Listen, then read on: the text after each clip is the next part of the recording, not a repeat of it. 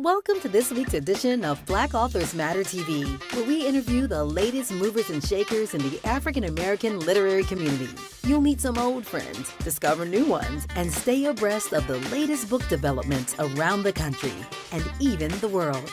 So sit back and relax for the next 2 hours with Black Authors Matter TV co-hosts Gwen Richardson and Dr. Rhonda Lawson.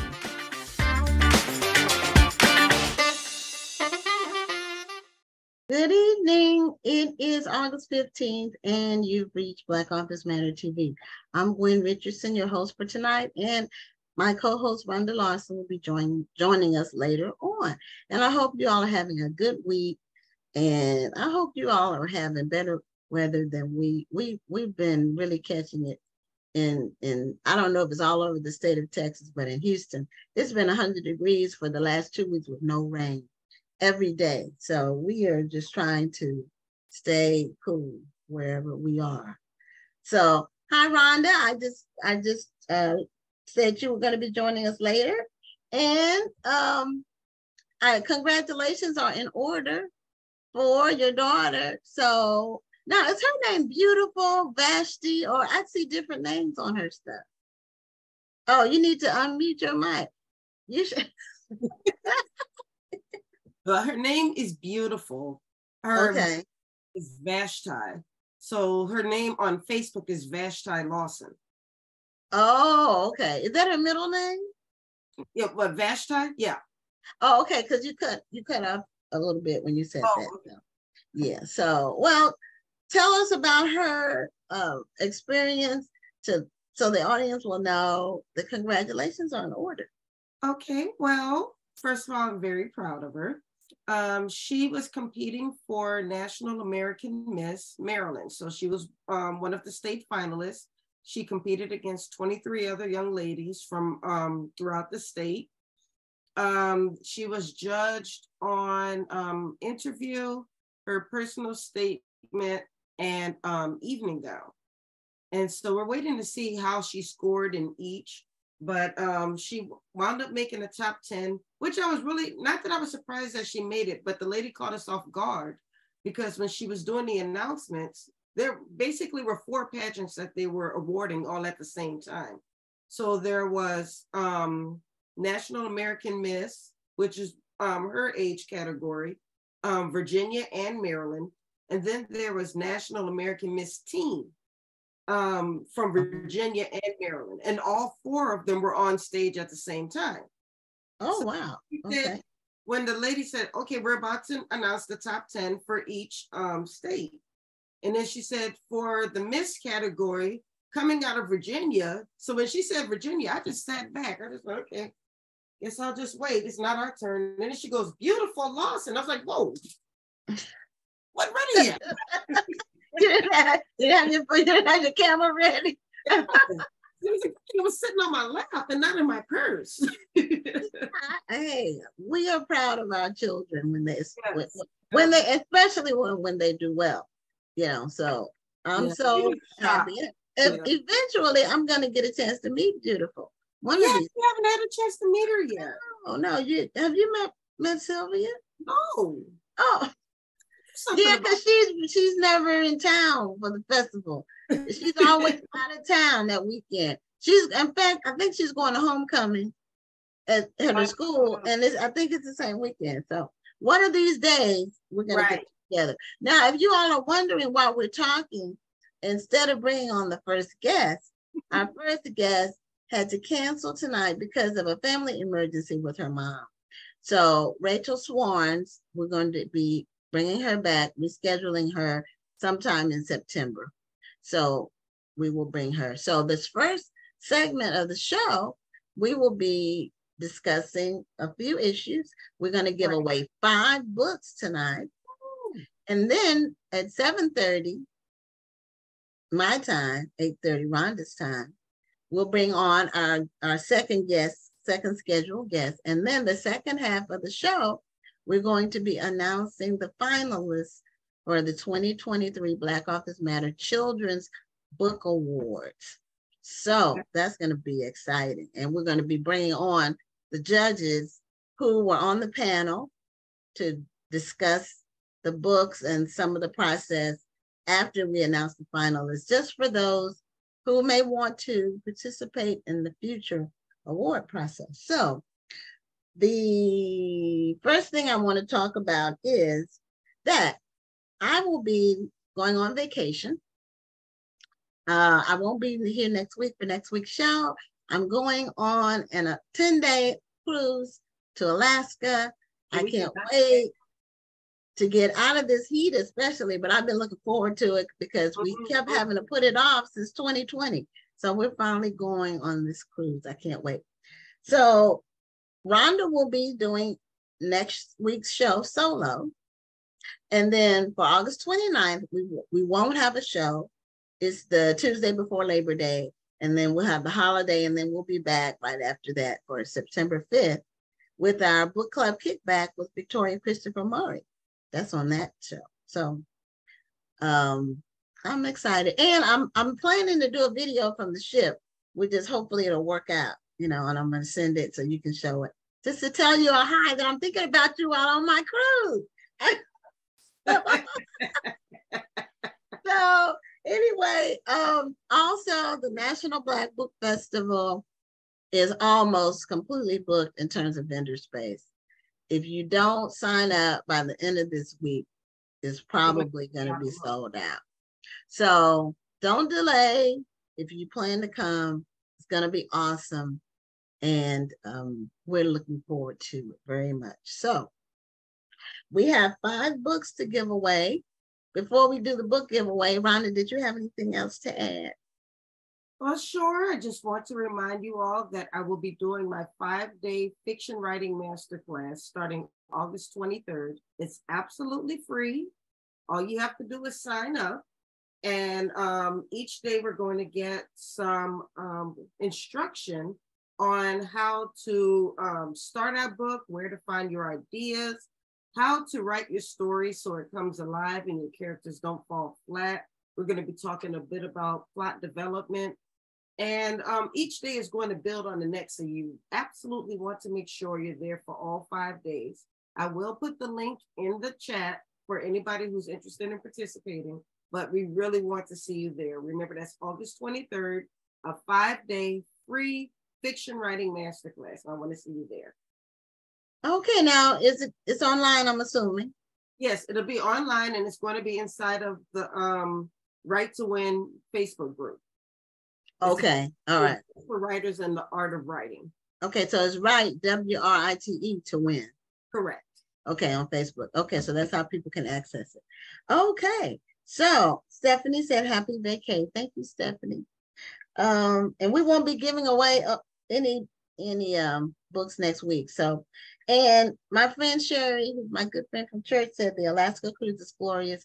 That's what I've heard from everybody who's gone, and I can't wait.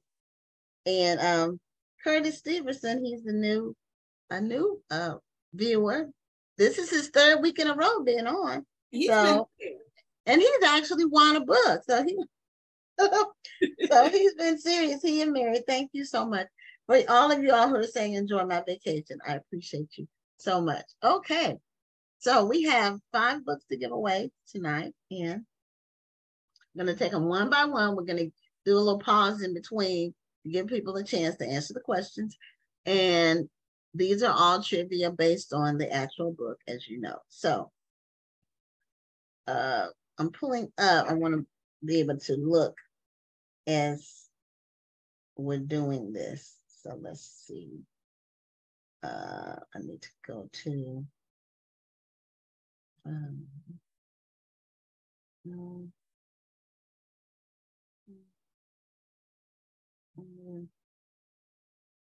okay, I'm sorry for that pause. So the first book is called The Deep.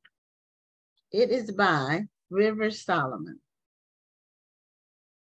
And the trivia for this book is Yetu, who's the main character in the book, her people are the descendants of African slave women thrown overboard by slave owners. They all had the same condition. What was the condition? So Yechu's people are the descendants of African slave women thrown overboard by slave owners. They all had the same condition. What is the condition? So, and Rhonda is posting the... Already in the chat. Daniel Jamal Allen Smith, he answered it fast. Very fast. Very fast. They were pregnant. They were all pregnant. So I don't know if he looked it up or if he knew the answer from reading the book. He just like that. So Daniel, what we will have to do, since you're not a regular viewer or a winner, you may be a viewer, but you're not a regular winner of the book, you'll need to direct message this page that you're on and send us your mailing address so we can mail you your copy of the book. Congratulations on that. And we love to have our new viewers. Okay, so I'm trying to, I'm being, this is not working for me like I wanted to. Okay, because I'm just making sure I can look at who wins. So, okay, next we have, There Flies the Witch. This is the name of the next one. There Flies the Witch. It is by Mayan Pasewe Valchev. So it's an odd name and a long name and a hyphenated name, but here's a copy of the book here. Let me see. There Flies the Witch. Mayan Pasewe. It's green, so it's coming out like a hologram. Very, very glary. Yeah. So anyway, there flies the witch. The question for this book is, the character's name in the book is, her name is Red. What is the name of the witch that rescued Red? If you answer, first one to answer wins. And let's see who does it. Liz Dove. Y'all are answering them fast. Faster than mine. Yakawa, that's correct. So, Yakaka, I mean, Liz Dove. So, Liz, I don't think you won a book either before. You people. So, DM us your address and we will mail the book to you. All right, next we have, and some of you all will know about this one. Those two were newer books. This one came out a couple of years ago, but it's called From Scratch by Tim B. Locke. And the trivia about this book is, this book was adapted to a film that was on what streaming platform? So the book, it was a series, it was a mini series on what streaming platform. And if you answer correctly, you can get your copy of From Scratch. And let's see, Liz Dove, she answered it first again. Mary, Liz Dove beat you. That is amazing. So wow. anyway, well, that's what came up first on mine. We'll go by yours. On my computer, Mary came up first, but yours has been faster than mine. Okay, well, wait a minute. See, the order that they're in, okay, actually it was Mary. Okay. It was Mary. So thank you for the correction. Liz, I'm sorry, but you got the other book. I don't like to name the wrong person because I know when these things happen. Now, these next two books are hardcover books. They're not, and none of these are arts or advanced reading copies. These are all books. So, this one is, okay, the next one is, it's called, Mary said, praise the Lord. Okay, she won a book. Okay, this one is called One Shot Harry. It's nice by book. Gary Phillips. His name is in the middle. And this is a mystery. It's a hardcover book. And so the trivia for this one is, the main character, Harry Ingram, in this book was a veteran of which war? So if you get if you name the war that he was a veteran of, you get your copy of One Shot Harry by Gary Phillips. Here it is again.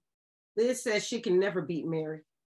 Curtis Steverson, I think, got it this time. Yeah, Curtis got it. Okay, Curtis, we have your address now because you won a book on the show. So, so you don't have to DM us your address because you won before. So, Curtis, you got your copy of One Shot Harry by Gary Phillips, and we'll be sending it to you. And the final one is a book that was our last book club kickback, Connie Briscoe's You Never Know. We have an extra copy of the book. It's hardcover. And the question for this one is the first and last name of the main character, the full name of the main character. So you have to have first and last name. Oh, I have that. First and last name. So whoever gets that will get the book.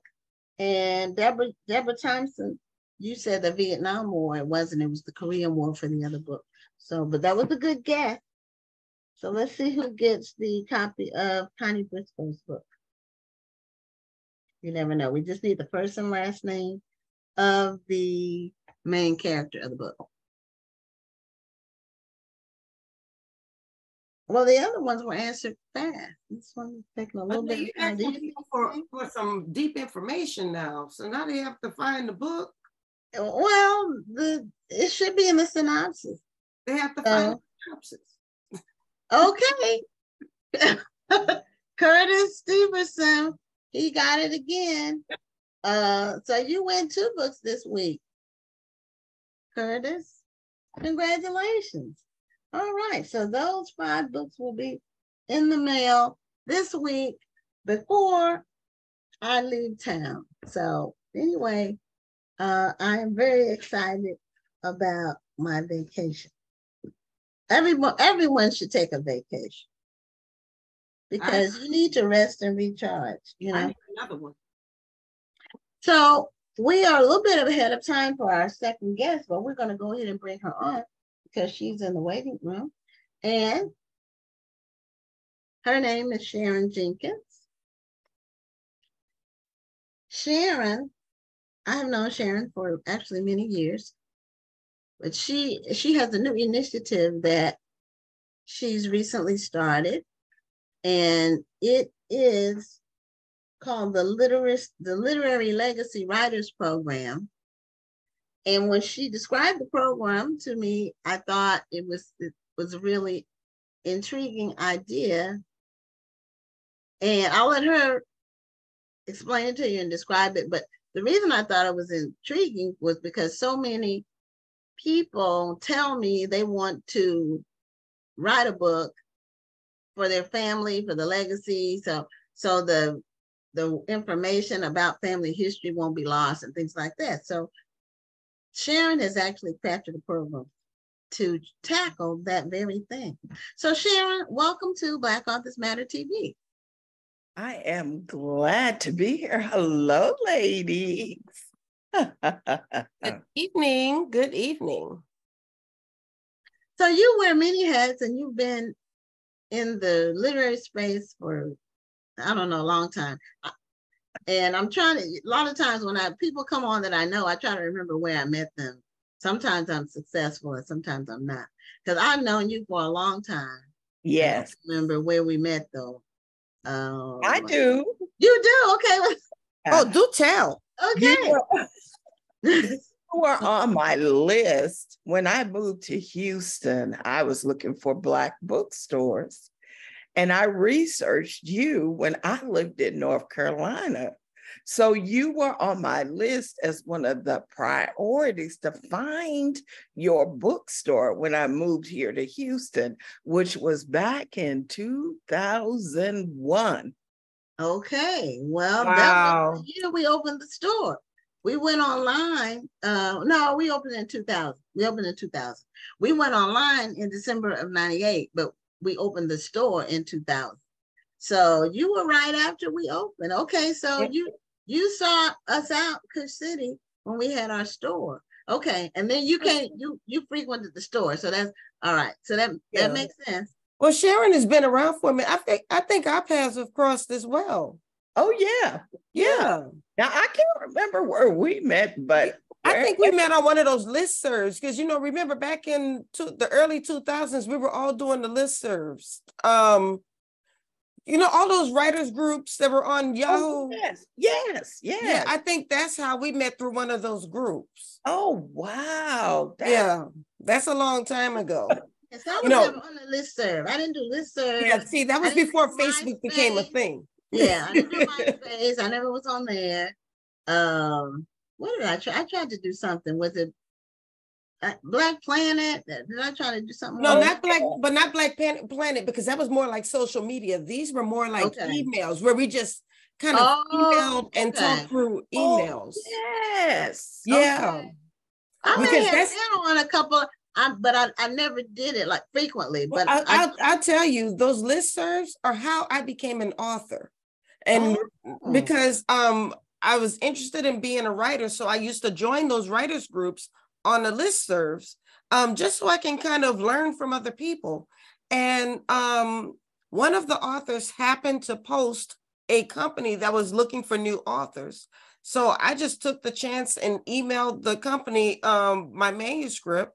And they accepted it. And that's how I was able to get my first book, Cheating in the Next Room, published. Oh, that is huge. It is. That's why those listservs were great. I'm still friends with some of the people I met in those groups. Oh, wow. That's huge. Yes, that is. So Sharon, tell us about your program first. Yes. The one that you've done with the legacy. What made you come up with the idea to do a program around it? Because the dialogue, cross-generational dialogue, is at a standstill, unfortunately, because that wide span from boomers to Generation X, Z, or whatever the generation that's popular is right now, is so wide and broad, and there's no communication. Unfortunately, there's a lack of respect, and there is a lack of understanding. So I remember the way we made it over. Remember the old phrase, made it over? How I got over. Yeah.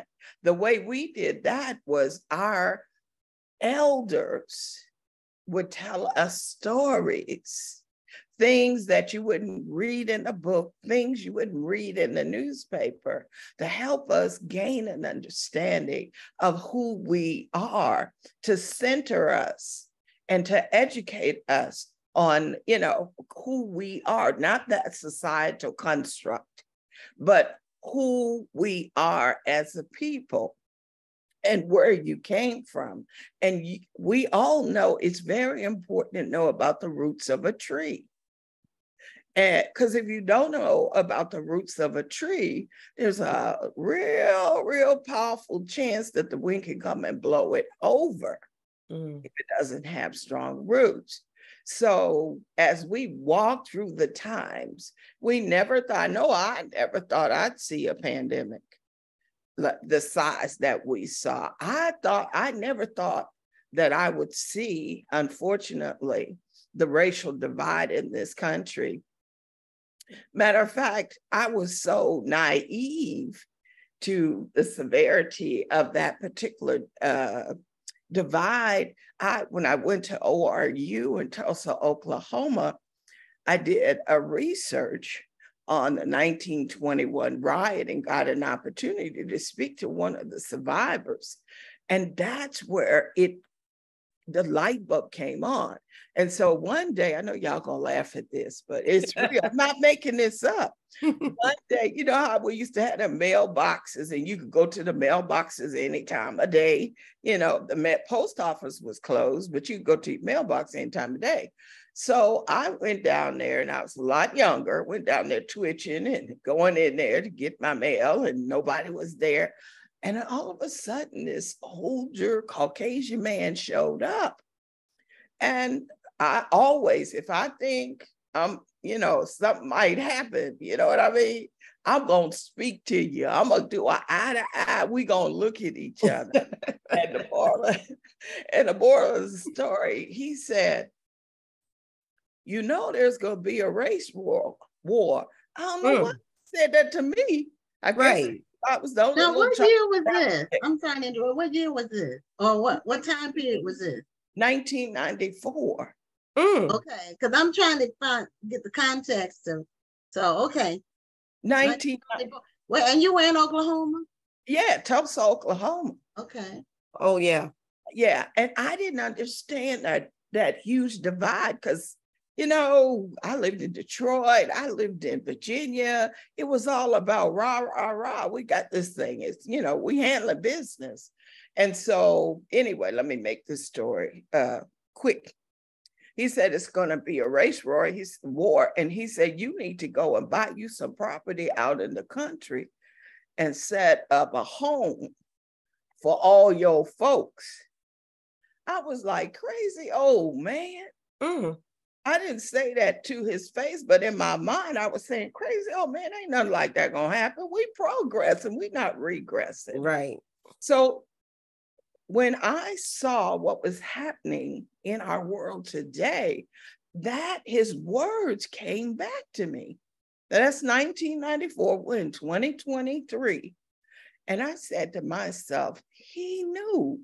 Was that a prophetic thing or whatever? But whatever it was, that we have to maintain our history and we have to revalidate the elders of our community because they are valuable. For me, God wouldn't let you reach a certain age if you didn't have value. If you have fulfilled your purpose, right? That's the way I see it. And so we still have a keen opportunity to do something with this generation. We shouldn't forsake it because it's difficult. How many things in our lives have been difficult? Almost everything. But we still have the responsibility to educate, inform, inspire, and empower our young people to prosper and to live the best quality of life possible in the world that we live in, whether we're here or whether we're gone. And a book is the way to do it. Well, that is true. A lot of the books that were popular in the 60s, from just reading about what people were reading, they were saying they were reading books that had been written in the 40s and the 50s. And when the books were originally written, they may not have gotten as much traction because you couldn't really get the distribution like we can get books now everywhere. But at that time, the distribution was a challenge. They had to advertise in a Black publication like Ebony or Jet or something like that, or a Black newspaper, or because there weren't that many Black bookstores. That was a phenomenon that started more in the 70s, I think. And even then, there weren't that many because we had one lady that had a bookstore, and she said that her father started it, and the FBI used to watch, stand across the street and watch him because they considered him to be distributing subversive literature, even though he was just selling books. And this was in the 60s, the early 60s. But the bookstore is still open. The daughter and the granddaughter, it stayed in the family. And I don't remember her name, or I think was she in New York? I can't remember, but it was not that long ago. It was in the last year that we had her on the show. And she was telling us about that, about the FBI watching their store. So now I don't know how much young people are reading books by people that aren't in their generation. There are a lot of new books coming out by people in their age group, fantasies, and that's a good thing. There are different kinds, there are new genres even being established, which is a good thing. But I don't know if they are reaching back. I really don't know. Well, they may not be reaching. They may not now. It may come later. You know, they may be curious later. And that's what you're talking about, leaving the information behind for whomever needs it later on. And that's what I like about the program that you have, you know, writing your legacy. And I think often, I mean, I know my mom talks about it all the time. As she's getting older, she'd like to write her memoirs. She wants to leave a legacy behind. And so I think it's a beautiful program that you've gotten started to help these people as they're getting older to tell their stories. Because I think almost the griot tradition is going away because people just don't want to sit and listen anymore. But remember, during the pandemic, people were seeking and searching things. Yes. They were looking for their why. Okay, so we're talking about the rumors of war and all this global warming and all this stuff that is happening that didn't happen before. Mm-hmm. And so I believe that when our seniors sit down and write, that will be the resource. I don't always use a dictionary, but when I need one, it's available to me. I don't remember encyclopedias. Mm-hmm. Remember we had a set. Your mama had a whole set of them encyclopedias, and you know, the day before papers due, you open their books trying to make it happen. It didn't even hit me how old the material might be. I just knew I had an encyclopedia. Yes. and the truth of the matter is, the older something is, the purer the content. Yes. Yeah, society hasn't come in and reshaped it. Right. You know, hasn't touched it, hasn't put a spin on it. Okay. So if you want the truth, the further back you go, the more the truer things are, authentic, I should say.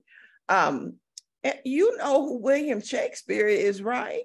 Right. Yeah. Why do you know who William Shakespeare is? Because he wrote books. Okay, and because he's being taught in school, he's being celebrated. But he's being celebrated because he wrote books. Well, I understand, but lots of people wrote books that we're not celebrating, but we're celebrating him. Well, you're right about that. And I don't know why I don't know why he specifically, you know, you wonder why a person in that particular time period, why they were the one that people look to. But he might have been the one doing the most writing. He did a lot of writing. So, and it was easy writing back then.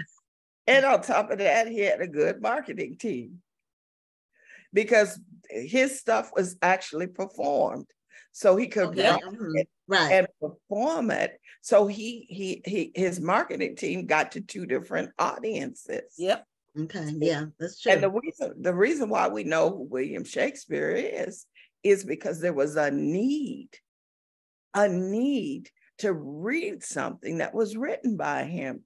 And that's what's going to happen, I believe, with this next generation. They're going to say, well, maybe Mama and Gigi and Ma Dia, maybe they had something. They didn't do everything right, but you know, maybe they had something that we can use, and we're obligated to leave that for them. You're right. Well, they did more right than is being done right now. I mean, they had wisdom. Some people go street sense. They had mother wit. They had common sense, and they worked with their hands and they worked with nature. So they got to see the cycle of life firsthand all the time. And they didn't waste, they weren't wasteful either. They were frugal because they didn't have a lot. Right. And so we can learn something from that because we are wasteful. This last several decades, we do a lot of wasting. We're wasteful to 2 or 3 generations. of being wasteful. So there's also the benefit to the older person, to the grandparent, to tell stories to their children and the grandchildren, that keeps their mind active, okay? It reminds them of a time when they were empowered. We have this loneliness epidemic going on now. And so it's an opportunity for them to pour out their heart. They, improve memory because they got to go back in the cobwebs, shake them off, and pull that information, forward, reduce stress. They have a boosted self-confidence because I thought I was about ready to see my maker, but now somebody want to know something I know. Okay. And then emotional intelligence. They have better emotional intelligence. Whenever you attribute value to something, it increases its longevity. And that's the benefit for seniors in telling their stories to their grandchildren. Okay, now where do you do your program? Is it in person? Is it online? How do you execute your program? Well, we're doing it in person now. You go to the senior homes? Yes. Well, I went to, where did I go? Okay. It was so cute. Acres Home. Okay. Acres Home and did a session with those wonderful seniors there.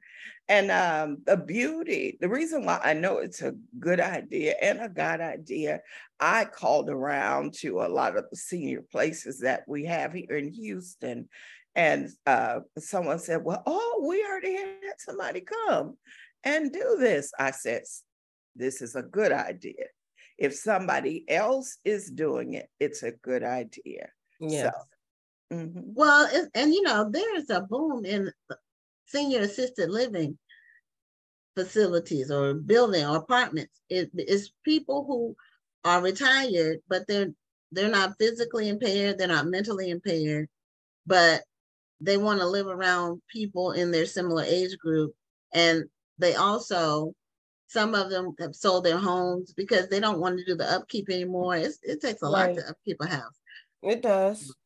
So there's lots of them. I mean, that's a real growing field. And I've had the experience of working with seniors. I've worked with people who are in their 80s, a retired lawyer who was a prominent lawyer here in Houston. And when we did his first book, actually, I had him break his books into two. Fiction writer. And he wrote these wonderful stories that were centered in Houston. And it was just, how can I say it, about baseball and golf, things that he loved. And then I had the opportunity to work with another beautiful senior woman who worked in the restaurant industry.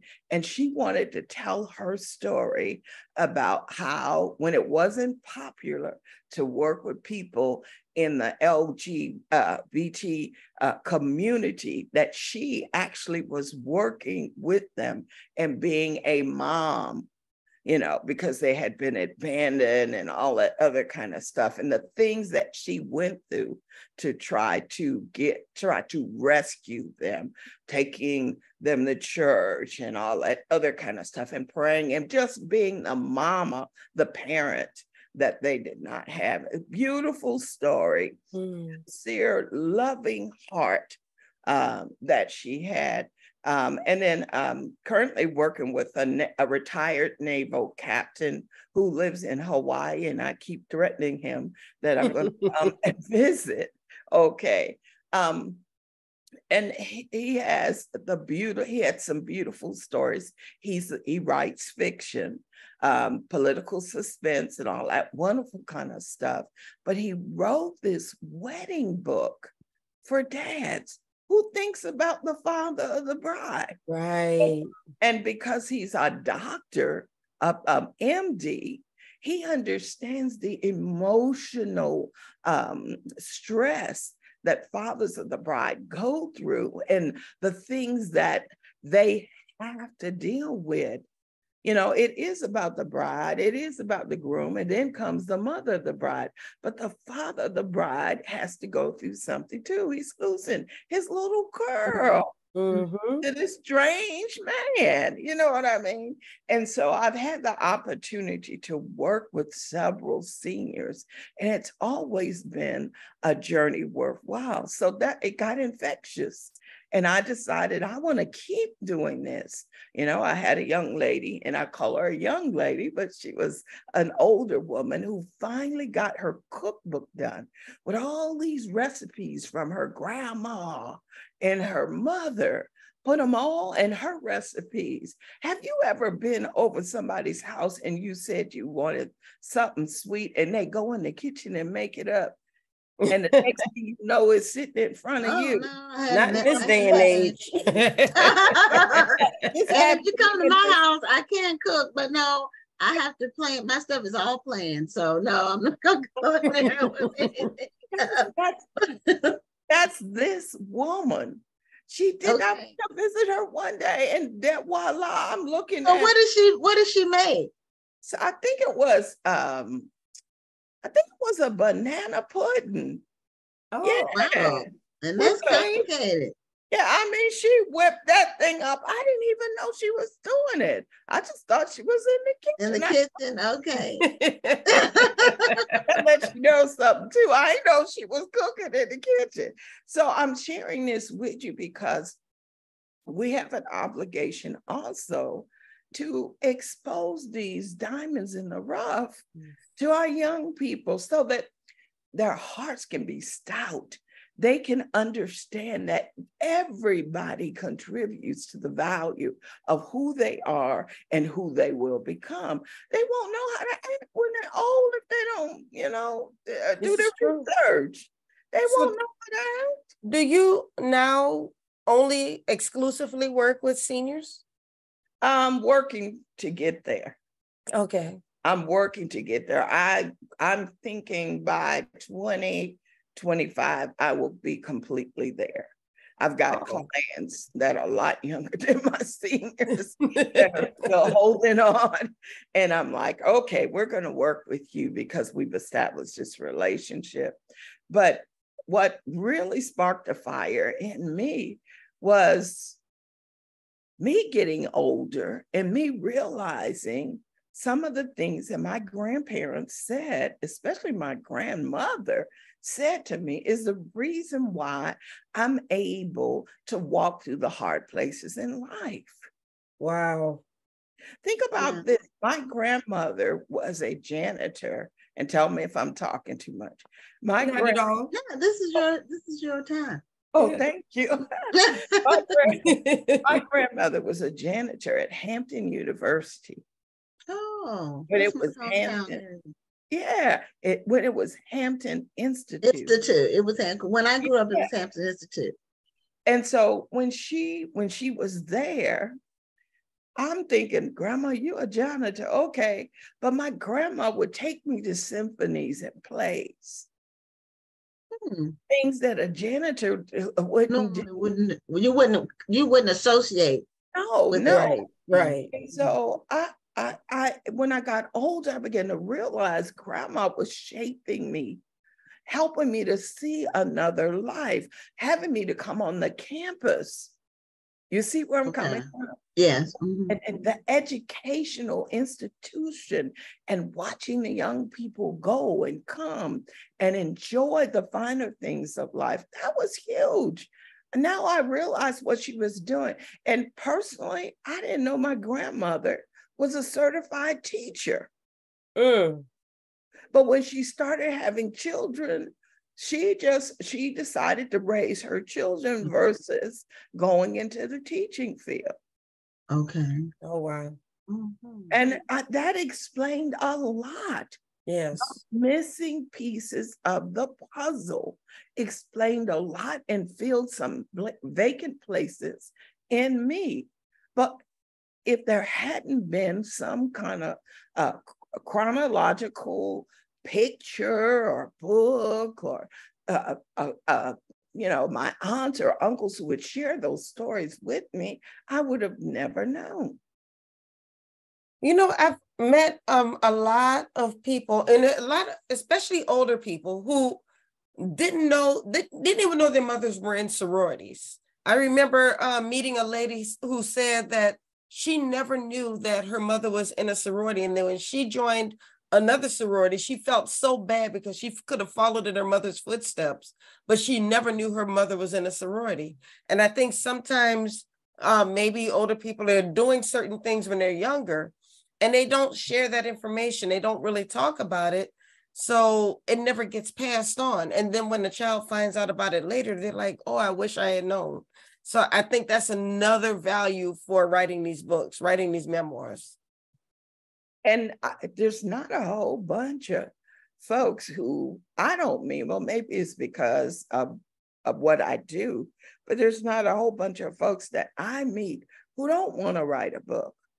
I mean, I live in a senior community, as you can see, I'm a senior. Oh, okay. I go out of my door and I walk up and down the hallway. They know me now as the author. Okay. Yeah, I love it. The author, that's what they come. They might not remember my name, but they remember that about me.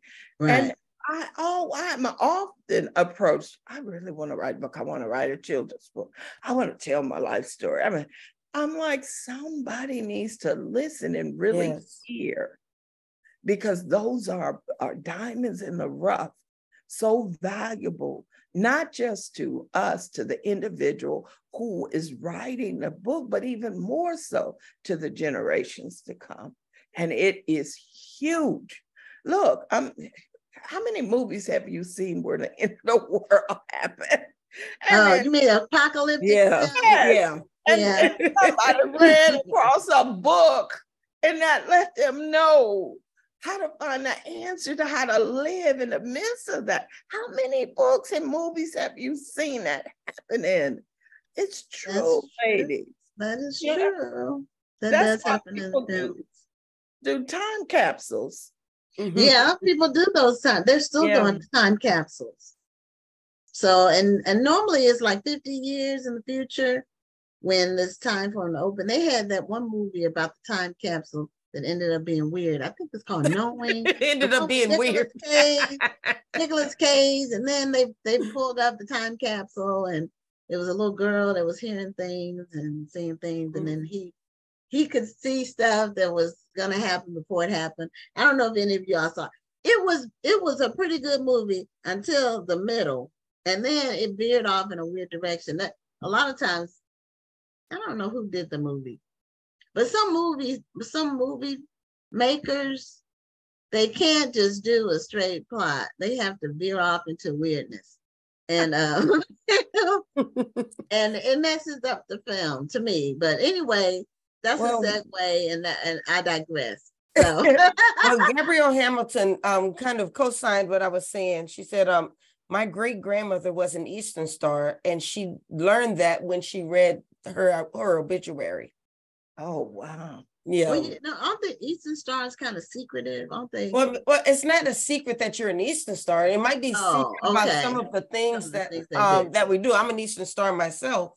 But it's not a secret. It's okay to tell people you're an Eastern Star. Okay, but this is my first time hearing about you being an Eastern Star, so it must be a secret. That is funny. She's been keeping that secret from you, Quinn. That is funny. Yeah. You do know I'm a Zeta, though, right? Of course. You don't have any Eastern Star stuff behind you on there. You've never mentioned that to me one time.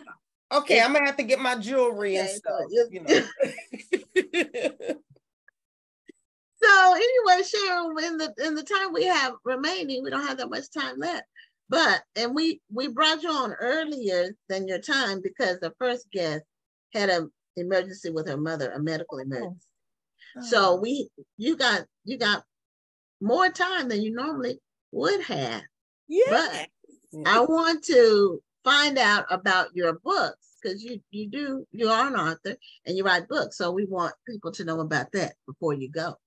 Now look, y'all know I've been in the industry for a while. You have. As Yeah. a coach, I've been around for about 17 years. I don't mind saying it because it's the truth.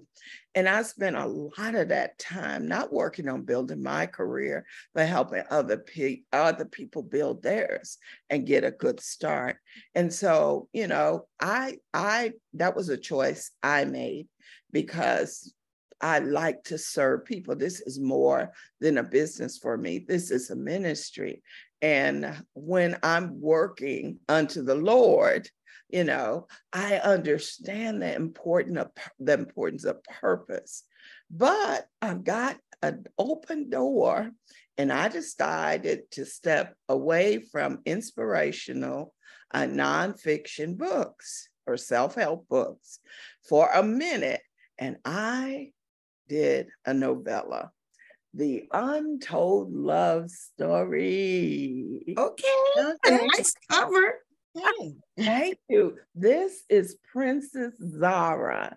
In the next book, she'll be Queen Zara because there's a lot of stuff happening in this book. Okay. But I was so inspired when I went to see The Woman King. It was Yes. 4 Black women in, that was all that was in the theater up here close to the Woodlands. 4 Black women in the theater. And literally at the end of The Woman King, one woman got up and was dancing. I mean, like it was like a praise for not just the movie, but a praise for the beauty of the Black woman and being powerful. And so one of the things that I believe as a Mama J, they call me Mama J, my play daughters call me Mama J. Believe it or not, I heard from 3 of them today. I was like, oh my God, I'm gathering them up all over the place. But the moral of the story is simply this. Again, thinking about leaving a legacy for them. And what is really missing in this younger generation is the embracing of the virtue of being a good woman. Yes, yes. Okay? Of being a woman who is empowered, a woman who wants good to happen in everybody's life, but more so having the morals and the values that cultivate living a good life and walking in your authenticity. And that's what Princess Zara is based on, that Proverbs 31 woman. And believe me, I mix it up, baby. We got a little bit of Wakanda in there. Okay. We got a little bit of the Woman King. We got a little bit of that interracial stuff going on. We got a little bit of swirl. There's a swirl. Wait a minute. I cannot with you too. I'll just make this short. Baby, all I can tell you is Princess Zara is a strong woman, and the Lord sends, and you will find this as a common thread in all of the novels that I write from this point on. An older woman comes, as in accordance in the scripture, to mentor her. In this book, she's being mentored by a woman on how to be a good wife, how to be Proverbs 31 woman. In the next book, she's going to be mentored on how to be a woman warrior on her knees. So all I'm telling y'all, just get ready, get ready, get ready. All right, TD. Okay. So who was the model for your cover? Actually, that's really stock art. Is it? Yes. Powerful, isn't it? I've never thought that was beautiful. a stock photo. That's a beautiful photo. Yes. And it says a lot, yes, without words. Yes, it does. You see the crooked crown? Mm-hmm. Yep. Okay, there's some symbolism in that, y'all. That's really that's a nice photo. Thank you. So because sometimes the stock photos can be limited for us, it takes a little bit of work to find the one that you need. So let people know how they can hear about your program. And if you're doing it in person, they would have to be here to participate. But are you planning to do anything via Zoom or online? Absolutely, I have to, because I plan on reaching a wider audience. But Houston is my test market. And we're walking it through. We're seeing what works and what could work better, that kind of thing. So if you really, really want to reach out to me, you want to meet me in person, we are going to be at I Always Win conference on Friday in Spring, Texas. Go to the Secret Place bookclub.org. And if you all that's where I know you from. Yeah, if you don't know about the Secret Place Book Club, that is an awesome book club. I've judged that competition twice. Oh, and they're going to have a competition on Saturday, but I'm teaching. Dang, I wish I was there. And then Mike Howes, my friend I've co-authored with before, he's going to talk about book marketing. So we're doing a tag team thing on Friday at 10 o'clock. So just go to the Secret Place bookclub.org and you'll get the information. I'm putting it in the chat. And then the other thing I want to say, look, I'm a granny. And so guess who I have become? Super Author Granny. So go to superauthorgranny.com. Baby, I got me one of those little avatars with me in a superwoman suit with this gray hair, and I'm popping. So you want to make sure you go to superauthorgranny.com and check me out. And that's who I am. So you can also, if you want to send me an email, Sharon C. Jenkins at gmail.com. And last but not least, I just want to remind you of the importance of everybody that is around you, old, young, whatever. They serve a purpose in your life. Do not forget to value them, because you never know what's in that person that God sent for you to be the best that you can be. Amen. Well, that was a good word to leave on that note. Yes. It's important for us all to love and respect all people. That doesn't mean you're a doormat, though. I just want to say that. But I love and respect all people, but I won't be disrespected by anybody. So that's my position. Well, Sharon, good to see you. I haven't seen you for a while, and I got to see you virtually, and hopefully you'll get a chance to attend the festival this year. I think I am. Y'all gonna laugh again. I done went back to school. Oh, well, you're never too old to learn. Why would you laugh at that? Huh? Why would you laugh at that? No, you're never too old. I done went back to school. So but I have you, believe it or not, I have you on my agenda to come to the conference this year, the festival this year. I want some of my authors to come and experience this, because it's so very important. Yes. Yeah, being around all these people in the literary industry, it's an amazing boost. So we'll see you then. We'll see you in October then. Okay, thank you for the opportunity. God bless. It was wonderful speaking with you. Thank you so much for all you're doing. Oh, you're welcome. Always, always. And happy writing. Okay. All right, thank you. All right, so some of you all have been messaging, wanting to know about the announcement for the finalists. I messaged you too, Gwen. You did? I did. What did you say? I just wanted to know if you wanted me to help say the names. No, we're gonna have the judges on. Yeah. So this in our second hour of the show, which is a minute from now, we are going to announce the finalists for the Black Authors Matter Children's Book Awards for 2023. And we have the judges on tonight with us, except one who couldn't come because she had a health challenge. So she wasn't able to come, but the other judges are on, and we're very excited about announcing the finalists.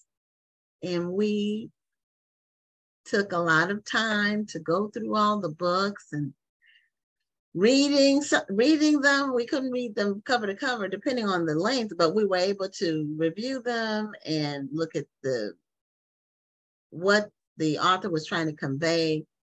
There were some beautiful presentations. So the cream always rises to the top, and every year, well, this is the second year.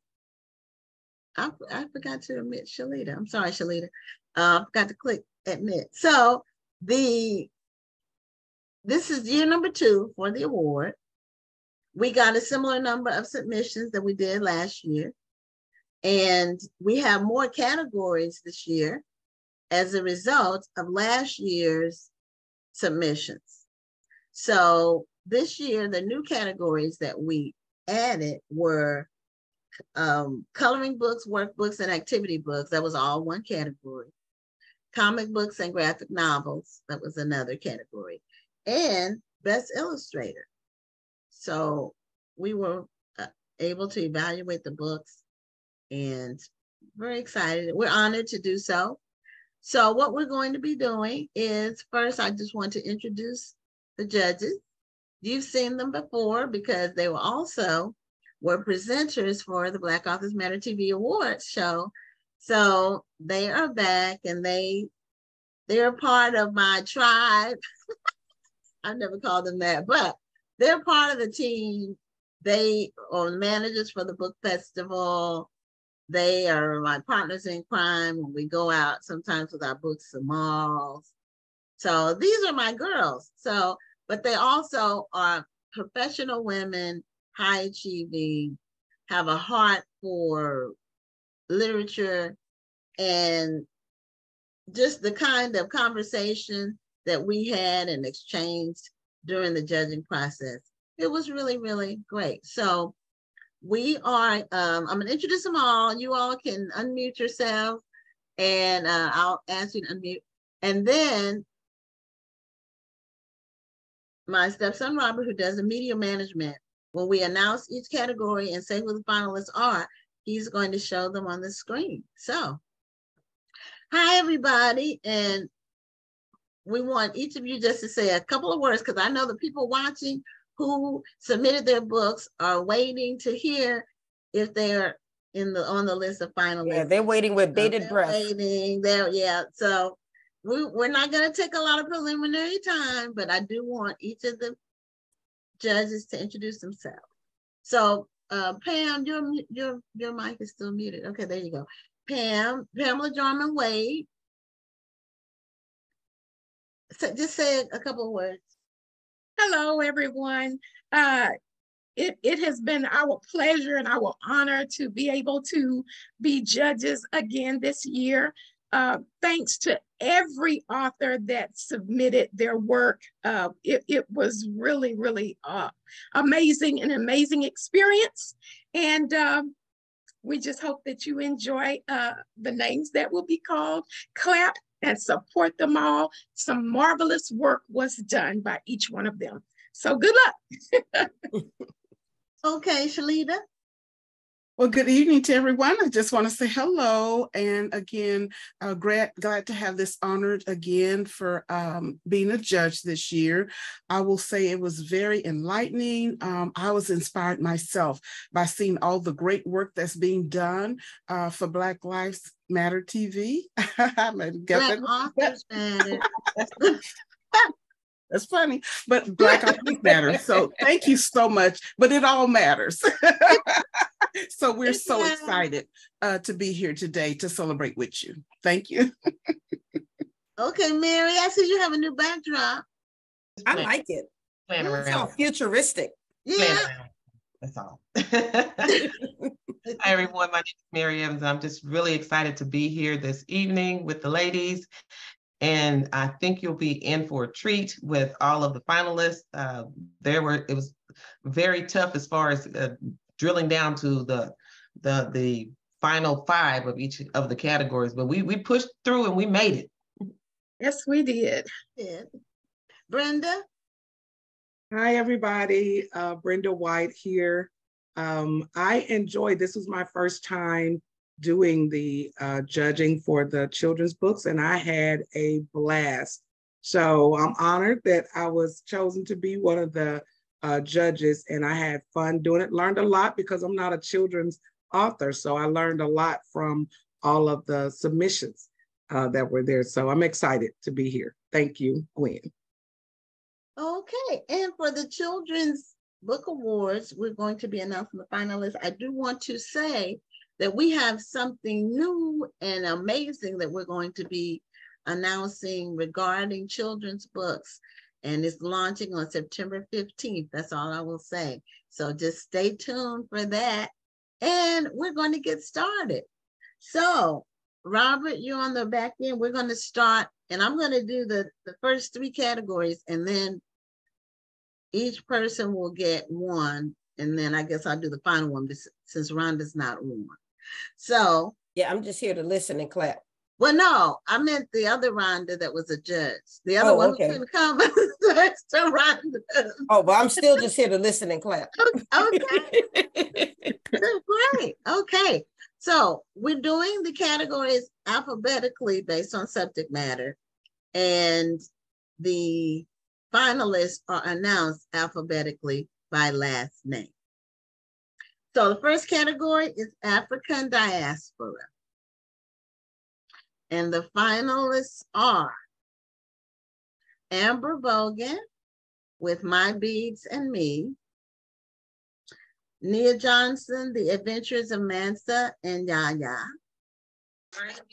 Bonita Lee, Go On, Little Sister, Go On, Keisha Newman, Carter's Wish, and Charles Renthorpe from Black Comes, Me, You, and Many Others.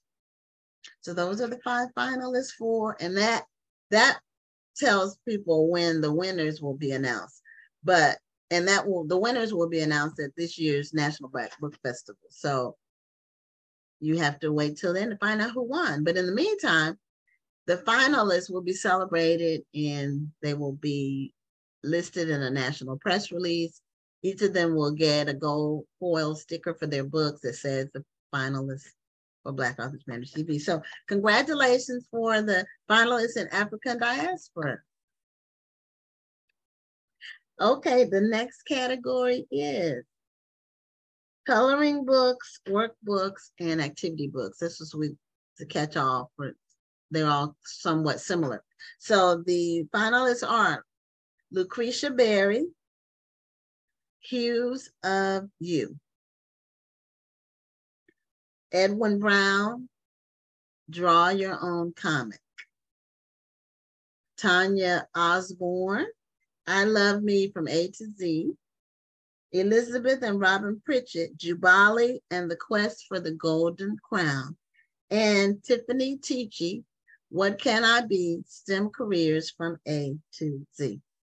So those are the finalists in coloring books, workbooks, activity books, and those are becoming more popular, especially among African-American children, because people want activity books for their children with activities that are culturally specific. So we're excited about those finalists. And that was a new category. So congratulations to those finalists. So the next category is comic books and graphic novels. So the finalists in this category are Rafael Batista, Kid Dino, The Beginning. This is a child. We had one child author who was a finalist. Edwin Brown, 0 Hour Epsilon Force #1, and #1 G8. So he had 2 comic books that were both finalists. Marcus Eady, The Jack Squad, and Tanya Osborne, again, with a different book, Have a Joke and a Smile. So as you can see from those finalists, and let's give a hand to the comic books and the graphic novels. People could submit in more than one category, and they could submit more than one book. So that's why you had some overlap. You had a couple of people that got nominated, finalists twice. So that's the first three categories. And again, comic books and graphic novels was a new category for us this year. So we're gonna take a breath, and then we're gonna have Pamela do educational, the finalists in the educational category. All right. So the award finalists for the educational category are Valerie Johnson, 123, Count With Me, On Granddad's Farm. L. Larvell Jones, Mommy, I Can't Read. Mary Smith, I Can Be, a kid's early career book. Tiffany Teachy, STEM, Crew Kids Adventures. Frank X. Walker, A is for Affrilachiae. Gwen, help me out. I think it's Appalachia, like Appalachia. Affrilachiae. I thought you did good. Got it. But yeah, that was fine. So those are the finalists in educational. And educational was one of the biggest categories in terms of submissions. We had a lot of books submitted in educational. So we had a lot to go through. And the ones that were finalists were really exceptional. So thank you so much for submitting those. And that's the fourth category. And what we're going to do after we announce the finalists, we have 4 more categories to go. And I'm want to keep you all in a little bit of suspense. But after we announce the finalists, we're going to talk a little bit about the process for those who may want to submit their books in the future, or for those who submitted their books and were not finalists. Just know none of this is personal. It's purely objective based on the submissions that we received and the presentation of each one. So we can all improve. The biggest room in the world is room for improvement. And I've submitted my books, numerous books. Sometimes I make the final list, sometimes I don't. But you have to, it's competing. So you just have to keep that in mind. So for the next category, we have motivational. And Brenda, if you could read the motivational finalists. This was also a big category. Educational and motivational, both years were the two biggest categories. So Brenda, take it away. Thank you. Okay, the finalists for motivational are Sarah Shanaki, You Come From Greatness. Yasmin Daniels, Black and Brown Are Beautiful Crayons Too. Tamika Mitchell, My Super Mom and Her Sidekick Crew. Derek Washington, A Special Little Girl. Shanita Williams, Unleashing Your Confidence. That's it. That's it. So those are the 5 motivational books. And again, that was our second biggest category, and we got a lot of submissions. And for those of you all who are wondering what happens to the books after the process, the books are donated to the Acres Home Public Library here in Houston, which serves an African-American community. And last year, they were so excited to receive the books. They were just really almost in tears. So we really appreciate you all submitting your books, and we don't put them away. They go to a library. So other people get to enjoy them and potentially order them. So the next category is religious faith. And Shalita, I'm going to ask you to announce the finalists in that one. Absolutely. In the religious faith category, our finalists are Esau Macaulay and Josie Johnson's Hair and the Holy Spirit. We also have Joseph Moore, The Call of Jeremiah McGill. Michelle T. Sanchez, God's Beloved Community. Samara Smith, How Can God Be Alive in Me? Angie Wiggins, Artie Saves His City. So that's in the religious faith category. And this is a category that's not common for book awards processes. A lot of them don't like to have religious and faith as submissions, but we believe it's important, and faith is important in the African American community, so we would be remiss if we did not include the book. So congratulations to those in the religious and faith. So we have 2 more categories, and Mary, I'm going to ask you to do the finalists for social commentary, social justice. Okay, for social commentary, social justice, we have Catherine Carter, Summertime with Lizzie B. Hayes. We have Yasmin Daniels, Black and Brown Are Beautiful Crayons Too. We have Adrian Goodwin, Twins in the City. We have James Johnson, Jamal and Me, Freedom Summer. And then last we have Charles Winthrop, From Black Comes Me, You, and Many Others. Okay, congratulations. And again, we had a couple people in this category that also submitted in another category. And so they were finalists twice.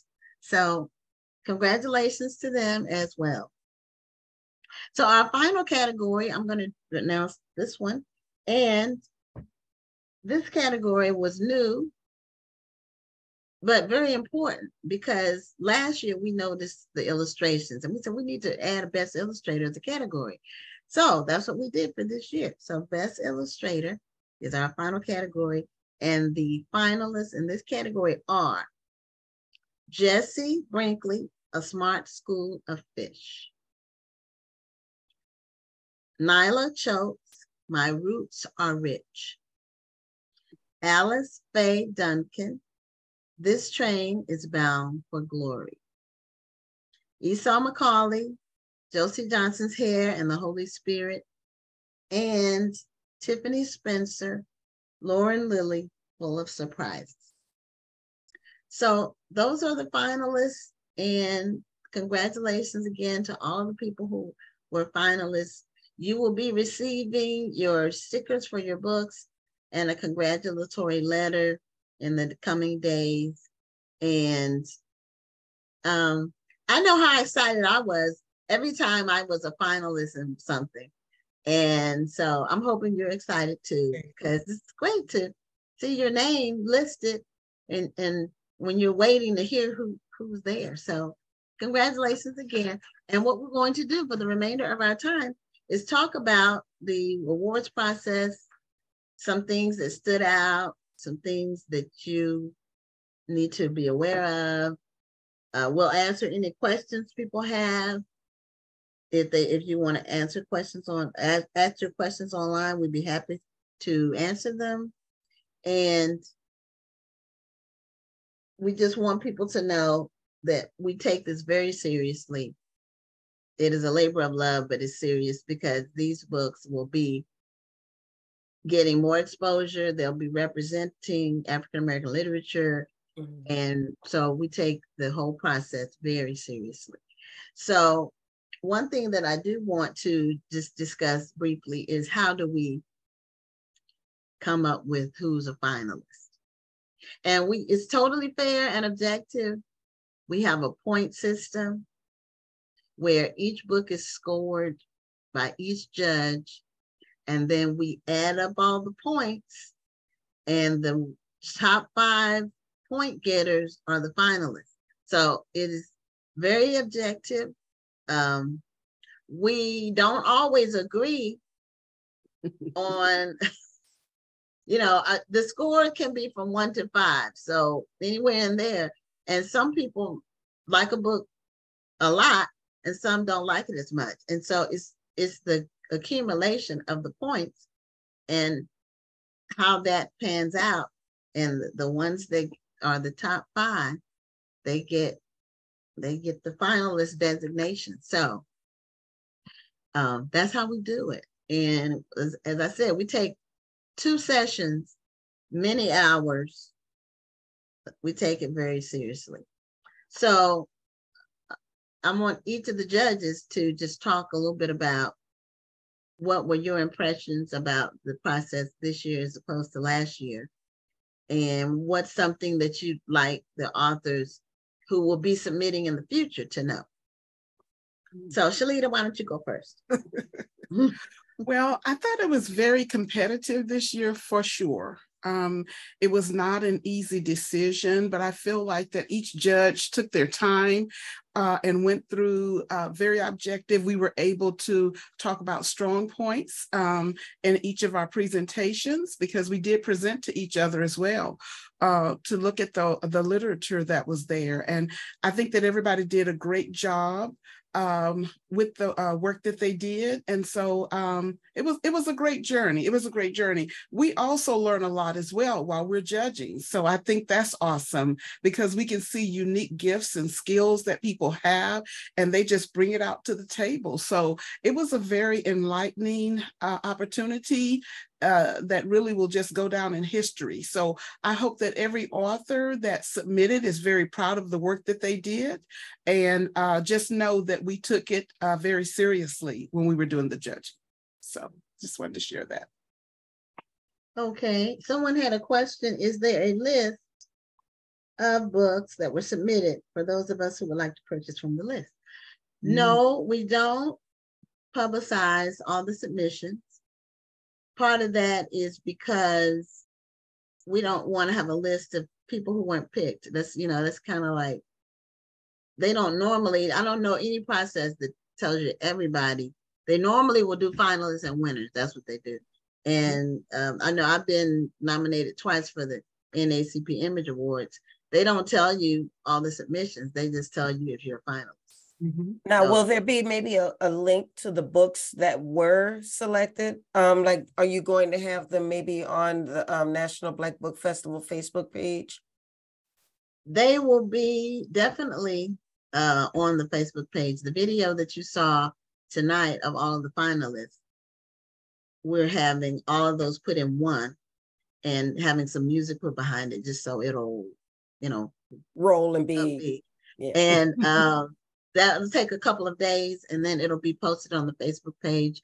And we'll also boost it so it will circulate so people can get to see the list of all of the finalists and then hopefully purchase some of the books.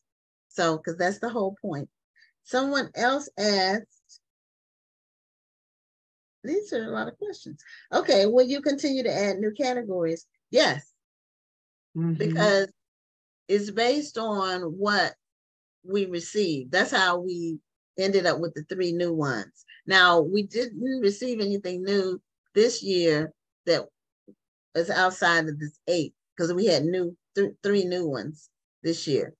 But we're always open. The only other thing is it has to be a category big enough to have enough submissions to be able to have 5 finalists. So we can't have something that's too narrow because we won't have enough submissions. And then we can't, everybody, it has to be competitive. It has to be, can't just be everybody sends their book and everybody gets to be a finalist. That's not the way a process should work. So, but we are always open to something new and we will always be. Someone else asked, were there written guidelines? We don't have written guidelines for the public. Well, not even for the private. We do have parameters. For example, the book has to be published for this year, it had to be copywritten in 2022 or 2023. That was first. Okay. Mm-hmm. It had to have an African-American author or an African-American theme, because this is a competition for Black children's books. So the author doesn't have to be Black, but the theme, if they're not, the theme has to be. So those were the two main ones. I mean, it had to be well produced, because we did receive some submissions that just weren't. Oh, I don't even know what the word I can use, but they weren't ready for a competition. That's a good way to put it. You know, your book needs to be professionally published and professionally illustrated. Children's books, it needs to look, can't be pixelated. You know, it doesn't look like you did it yourself at FedEx office, or it has to be a book, a well-produced book. It's a competition, so your book is going to be compared with these other books that are. And if your book is not copyrighted, this is correct, in the years that is required, we have to put it we can't even evaluate it. And that happened. I don't remember exactly how many. Mary, do you remember how many books? Because you were the one that was putting them to the side if they didn't follow in that. Okay, so I'll say that this time around we had less, I believe, that did not follow the copyright guidelines, but we did, and there were a few. Unfortunately, they were wonderful, beautiful books, but they were 2021, 2020, and it was disheartening. But as Shalita said earlier, we were pretty objective. We just stayed true to what the guidelines were and had to put them in the giveaway pile. So, right. I just have to piggyback on what Mary just said, because I remember when we were judging, there was one book that was really amazing. And I mean, it was just awesome. The illustrations, the story, and everything. And then we discovered that they didn't follow the guidelines on the copyright year. And that was that's heartbreaking. That was a heartbreak for me, because I was really loving that book. Yeah. So please, authors, pay attention. Now that may have been the book that I was looking at and really liked it and passed it to the next judge, thinking, oh, this is my score. And then it was out of the copyright year. So heartbreaking, like I said. So that would be my advice, to pay attention to whatever the submission guidelines are and go check by check to make sure you meet all the criteria. So now this next question is probably more for the judges, but Gabrielle Hamilton asked, what were the messages or themes that stood out to you as individual judges? What does he mean exactly by that? Were there any messages, like for instance, often when authors write a children's book, they have a theme or a message that they're trying to get across. She was just wondering if there was anything that may have stood out to you. Oh, is Gabrielle, is that it's a female? Okay, I'm sorry, I thought it was a male. Oh, okay. I hope it's a female. I've been saying well, I think I see a lady, because I thought it could be, that's one of those names like Taylor or whatever. It could be either one. Oh, you know what? That's a baby in the picture. I'm just say Gabriel. Then I won't get in trouble. That might be a guy. I'm so sorry, Gabriel. It might. I don't know. But anyway, Gabriel. There were some themes that we saw. Bullying comes to my mind. There were a lot of books on bullying. But when you do a book like that, you have to be careful with the book, because these are for children. And so you have to be careful. And some themes are too adult. I know there's like a trend now. Some people think children and adults are equal. Right. No, they're not. They haven't raised any kids. I don't know. Anyway, I don't want to insult. Children and adults are not the same. They don't receive information the same. They're not children are like sponges. Adults are not sponges. Children can be easily persuaded, perverted. They can be easily exposed to something inappropriate. It can scar them for life. So the presentation needs to be for a child. And that's this particular competition, we take that seriously. Some other people may not. You may be something else, some other judging competition that doesn't, but we take the presentation for children very seriously. So that's just something that people, if you're submitting, just think about, is it age appropriate? You know, there is such a thing as age appropriate. So that's something that we did encounter, and we had to talk about it and evaluate it and think about it. And so that's one thing, that's something that stood out to me. Did any of you all have something else that stood out? I like it was stories about us and loving who you are and the skin you're in and all of those type things. So that was, I mean, it was from hair to STEM to Black history, your grandparents to special needs. I saw all of that. That was what stood out for me.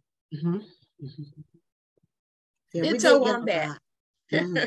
Yeah, a lot of self-love and Black pride, Black heritage, loving who you are, you know, and the motivational aspects of letting kids know that don't let anybody box you in. There's no limits. You can be whatever you want to be in this world. So I enjoyed that too. Yeah, right. And most of the colors. Yeah. The colors stood out to me. They did. You know, they were joking with me about colors, but anyway, the colors, the hair, talking about the hair, which is always beautiful because, you know, for Black authors and people, talking about the hair is awesome always. And yeah, those were some of the things that stand out in my mind. And it was very inspirational and enlightening as well, to hear the children be proud of how they look and how they wear their hair. I thought that was cute. I saw themes of family, you know, moms, dads, grandparents, just more. I saw more family connection, dad and the little girl, grandpa and the grandchild. So that was pretty good. Yeah, I think this year there were more books with dads than the previous year, which is good. Dads need to get the exposure and the recognition. So there were several books with the dad theme. So let me see if there's another question. It was participate. Oh, okay. Gabriel is a male. Yes. It's his daughter in the photo. Oh. So, okay, Gabriel. Thank you for clarifying. We appreciate it. Okay, Lydia asked, why does the copyright matter? This is a good question. Because we want new books to be presented to the public. And that's the case with most book competitions. I know with the NAACP Image Awards, it has to be the year. So we tack on the previous year, but like, in fact, I got an email today, the NAACP Image Awards submission process opened today. And it closes November something, I forgot, early November. So for those of you all who are interested, but for their process, it's only 2023 books that they considered. So we actually add on the previous year, but each year it changes. So for next year, the books will have to be copyrighted for 2023 and 2024. So each year it changes because we do the previous year and the current year. But each process, it has to be a new book. People don't, it just does. I've never seen a competition that you can take an old book and submit it. I just haven't seen it. I wish that could happen, because sometimes I don't feel like writing that year. Yeah, but it has to be written and released. And so, but then you can always say, well, you can aim for next year. You can aim for the following year. So you have something to shoot for, So people, we got several calls or emails from people who said their book was 5 years ago and they were disappointed. Can we make an exception? No, because we have rules. You can't make an exception for one person. That wouldn't be fair to all the other people who read the rules and said, oh, my book doesn't qualify. So no, we couldn't do that. But we got several people who had an older book. I said, well, write a new book and submit it next year.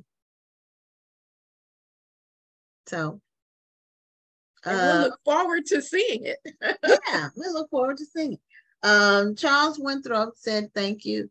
He was humbled and very appreciative. He was a finalist in 2 categories. Right. And Elise Dick said thanks to the judges for their hard work. So let me thank you. Let's see who else is saying something on here. That's all the questions we had so far.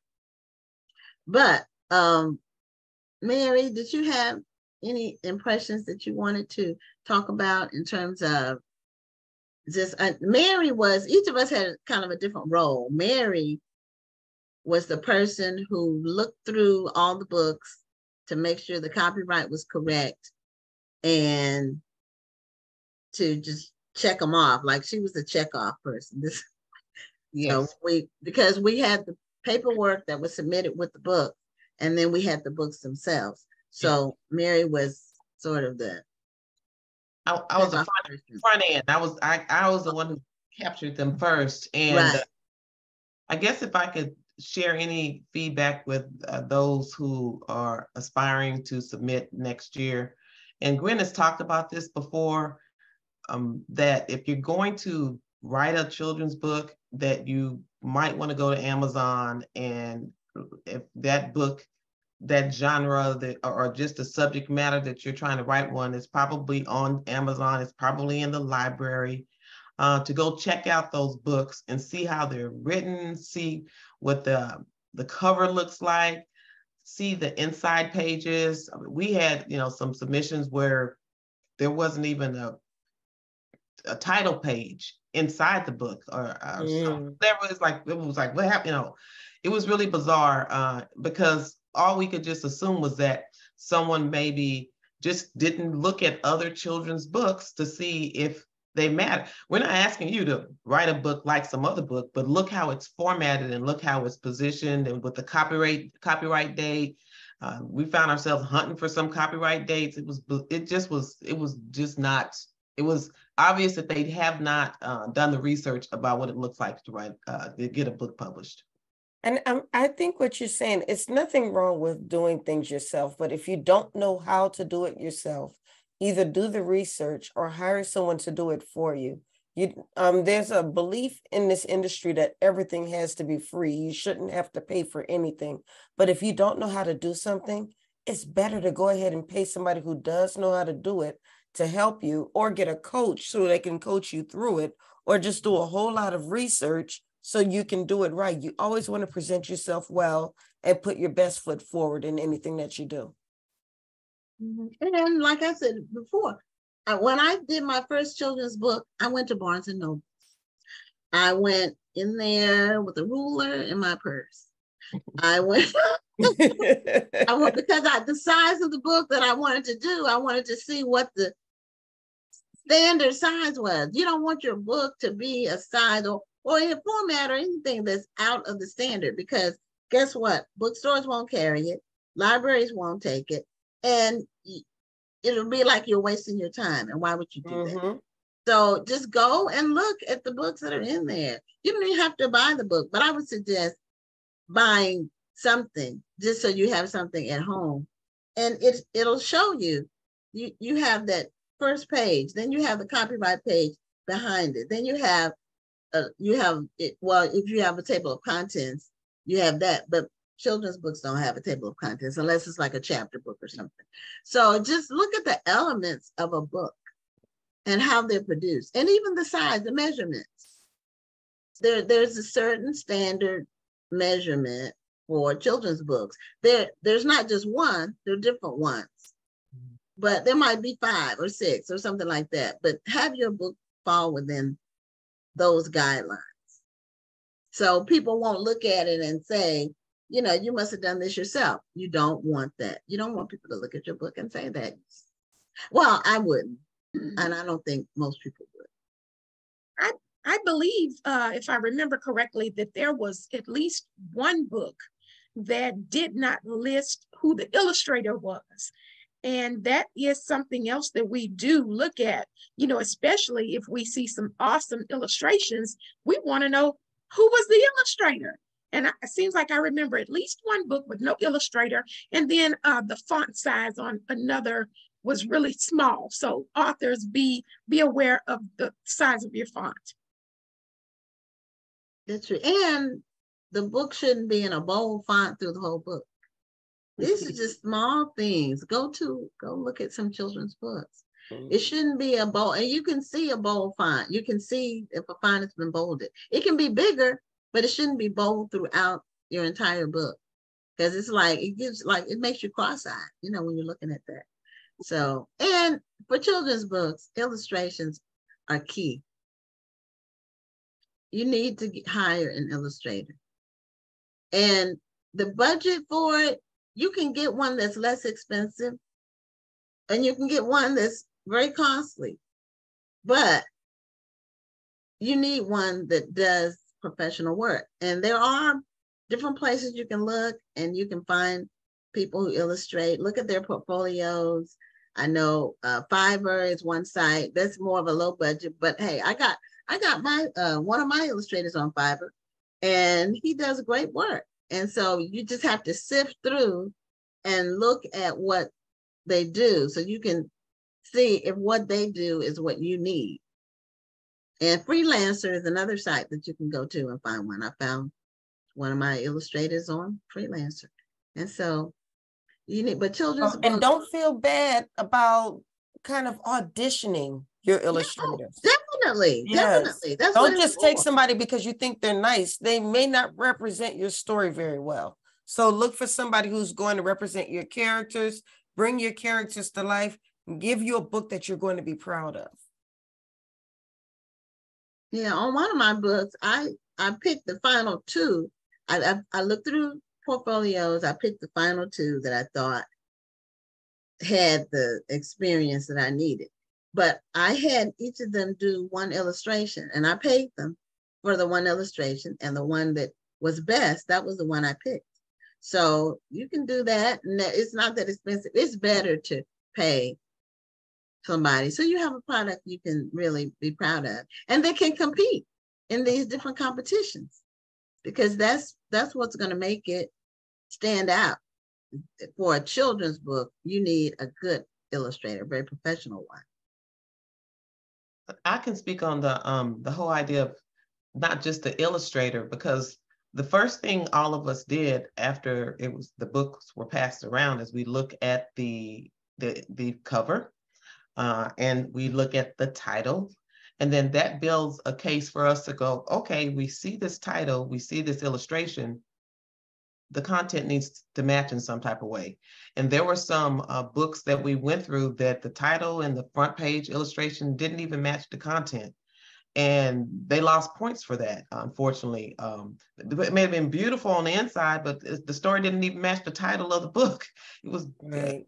I keep using the word bizarre, but we were just like, this is weird. You make this because you got a book title, and if that's the title of the book, that means the book needs to kind of be something about that. It shouldn't be some illusion, like somewhere in the book, I'm going to find out why this book is titled this way.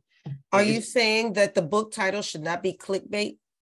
Well, I don't know. I mean, they can speak on it, but we've seen that both years. Yes, we have. Well, that's basically what clickbait is. Sometimes it's a journalism term where people will put a headline on a story just to get people to click on that story and read it. Mm-hmm. And sometimes the headline really has nothing to do with the story. So that's kind of what I'm hearing, when sometimes people may use the title for a book, and the book doesn't, or the story in the book doesn't really reflect that title. I couldn't tell you why they would do that. I mean, even with my book, Thunder and Lightning, I wanted to call it something else. Because the book was about thunder and lightning. So,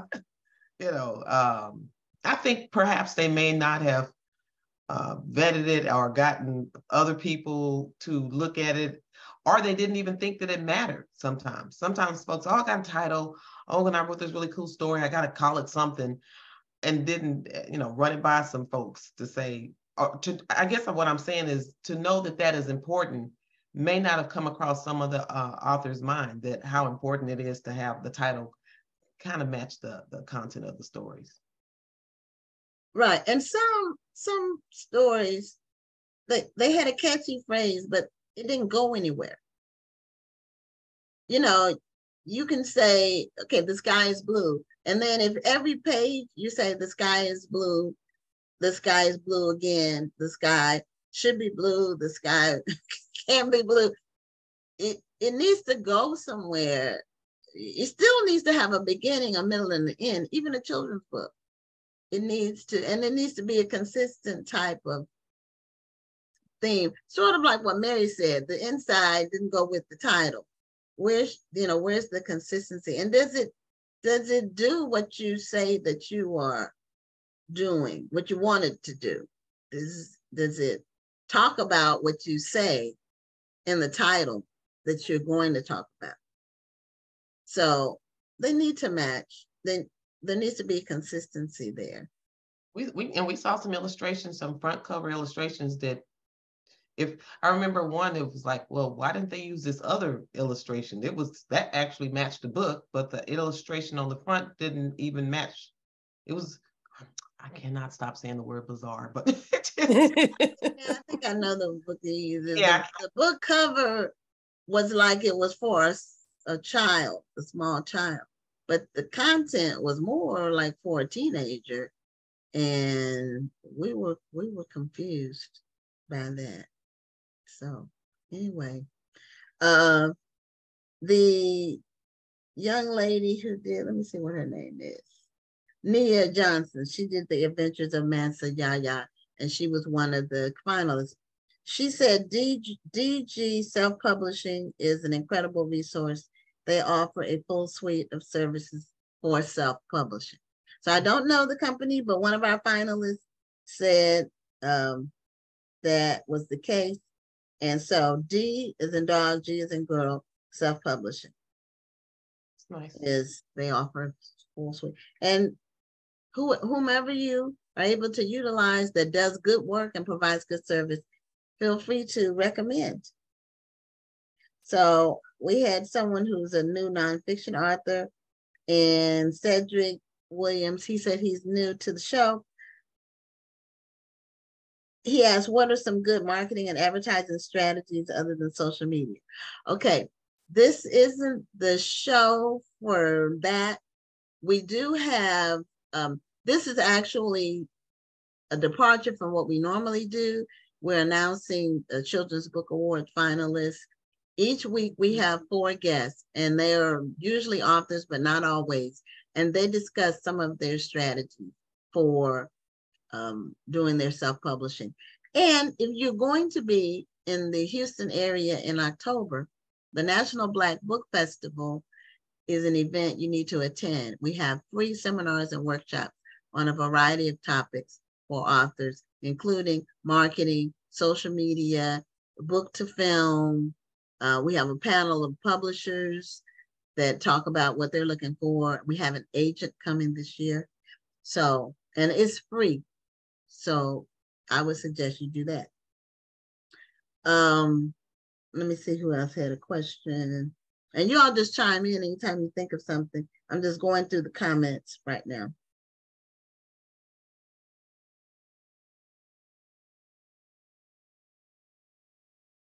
Okay, Linda Holloway said she was informed that if a book had been published, but it was republished, it could enter the contest. Yeah, if you have a copyright and you do another edition, the copyright is going to be when whatever year the new edition came out. That is true. And so Cedric asked, what city are we located in? Okay, the festival is in Houston, Texas. And everyone you see on the screen, except Rhonda, is in the Houston area. But I'm Rhonda, in the DMV. The DMV. But our guests on the show come from everywhere, including international. So we had a guest last week that was from Trinidad, Tobago. So we have guests from all over the United States, from all genres of books. Some of them are self-published, some are major authors with major books and that have been published 100 books. So we have a variety of guests. So if you go to, when is the next conference? Okay, Cedric, you have a lot of questions. It's October 27th, well, 26th to the 28th. It's always in October. It's always in Houston. And let him know he still has time to sign up if you hurry up. You do. If you want to sign up as an author, you do. But we're 96% sold out of vendor space. So keep that in mind. If you want more information, go to nationalblackbookfestival.com. And it'll tell you all about the event and how you sign up. So yes, you can become a vendor to sell your book, Cedric. So, okay. So Cedric had a lot of questions. Cedric, if you need anything else, email us. Yeah, you can submit your questions to info@nationalblackbookfestival.com. And we do respond to all emails we receive. So we have 9 minutes left, really 8, because the final minute we do the outro. So Rhonda, I would like to get your thoughts and feedback. You weren't one of the judges this year, but we would love to have you come to Houston and be one of the judges next year if you have a chance. Well, if you invite me, I'll come. I'll be there. I think you would. I think you would love it. But do you have any remarks or just feedback about the awards process?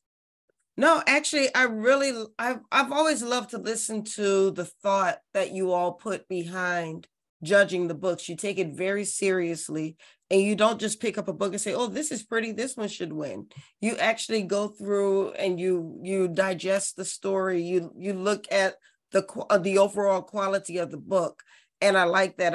I've always told people that nobody should be able to tell the difference between a self-published book and a traditionally published book. If you put your time and effort into writing something, you should put that same time and effort into presenting it.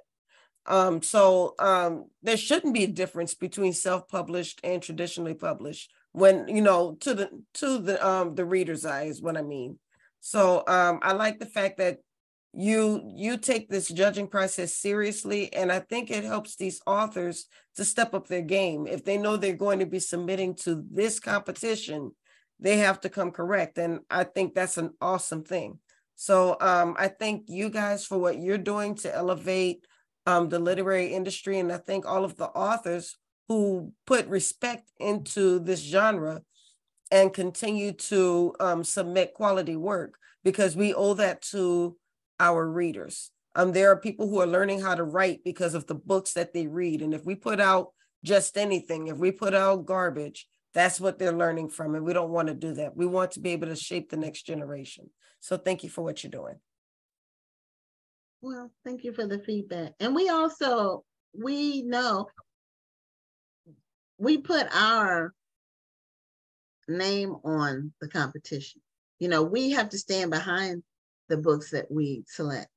So, and the competition is very tight in many instances. There were some times when there was a 0.5 difference between number 6 and number 5.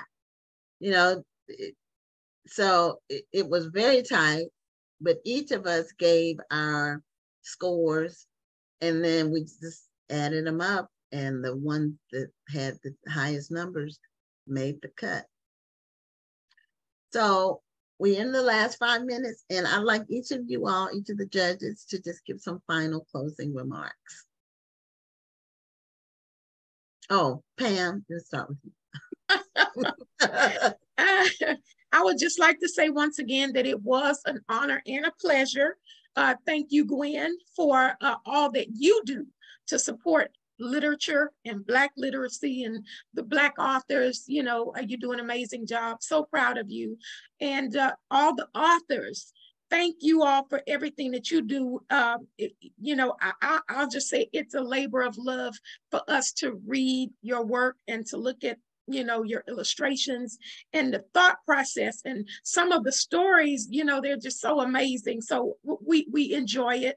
And, you know, hopefully we'll see you all, some of you, in October. It would be great to meet these authors that are finalists in person. So it would be great. Come to Houston. If you're not in the Houston area, come join us in October and just keep doing what you do. Yeah, I think at least, well, some of them aren't registered. All so right. I can't recall them all right now, but some of them are registered to come to the festival. So Shalita, you're next. Absolutely. I would say take a look at some of the work done by some of the finalists for sure. I mean, I do. And, you know, take note of some of the things that they did. Let this be an encouragement for you and not kind of a letdown for you, but you will get inspired by seeing what some of these authors are doing out there. And I say, go for it next year. Just go for it because you can do it. And so this Black Authors Matter is making an impact for our culture as it relates to Black literacy. So very excited. Brenda? What they said, ditto. And it was, again, an honor to participate in this contest for, judging the authors for children's books. Like I said earlier, I'm not a children's author, but I learned a lot from looking at all of the books and just knowing the parameters that we chose and staying within those. I learned a lot. So you all might see a children's book from me one day just because of all the knowledge I gained in that one. So I'll stop writing novels for adults only and maybe go into the children's realm. I like seeing Shalita over there laughing. She cracks me up. I love to hear her laugh. So I got to hear it today. Thank you, Shalita. Well, the more the merrier. And before you give your comments, I want to say something before I forget. The process for next year opens January 1st. And then you can, the submission window is very long. It's from January to June. So you have plenty of time between now and then to produce a children's book and submit it if you so choose. So I wanted to let people know that before we ended the show. So Mary, no, we can't participate. No, none of the judges, I repeat you, Brenda, none of the judges or the managers of the National Black Book Festival or Cook City, they're not able to participate because that would be unfair, and it would not. And that's just normally what people do. The employees or whatever, they're never included in the competition. So we do it fair, and see. 3 or 4 of us are children's authors, me, Pam, Shalita, and Mary. So we are soon to be Brenda, watch. And soon to be Brenda. I know she's been inspired. So Mary. Brenda, we're waiting for you. And Rhonda too. Rhonda, you could do a children's book if you choose, but you can't be in the competition. But I know you could do it. I'll be in the competition then. I know you can do one because I know you. When you set your mind to something, it's on. So yeah, I have been wanting to write a children's book. I'm giving myself some time to do some research because children's books are not my genre. So I want to read a few books and just see how they're done first. But maybe in the next year or so, I'll write one. Okay. Well, Mary, you take it away. We got 30 seconds left. Oh my goodness. Well, first of all, I just want everyone to know that Gwen is amazing as far as behind the scenes, putting all of this stuff together, because she It's extremely organized with all of the book submissions, and it's flawless as far as us executing voting for the finalists. So all kudos to Gwen and everything that you do. And thank you for the opportunity to just serve. Thank you, Gwen. Oh, well, you're welcome. Thank you. It's a labor of love. Well, we're at the end of our time. Like I said, I won't be with you next week, but Rhonda will be handling an amazing lineup of guests. I will be on a 10-day cruise to Alaska. I can't wait. And so I'm hoping to do a video that I can send in and tell y'all that I miss you, but not enough to miss my cruise. Anyway, this is it for tonight. Thank you for tuning in. And I'm Gwen Richardson signing off, and including the judges. I'm Dr. Rhonda Lawson. Have a wonderful evening and a great week. Thank you for tuning in, and join us next Tuesday at 7 p.m. Central, 8 p.m. Eastern for another edition of Black Authors Matter TV.